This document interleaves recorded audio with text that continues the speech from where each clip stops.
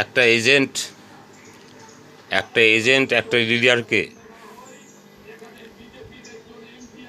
Agent তার উপরে যতগুলো লিডার আছে তাদেরকে এত পয়সা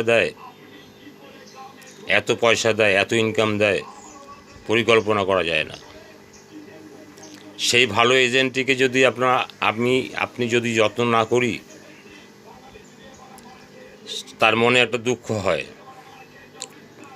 তাকে সহযোগিতা করা আমাদের কর্তব্য।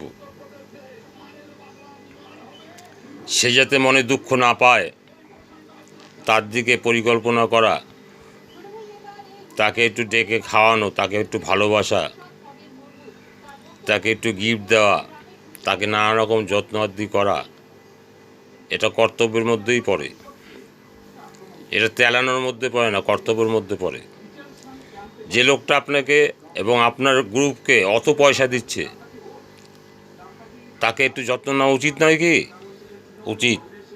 সেটা আমরা করি না, তাই আমাদের বদনাম হয়।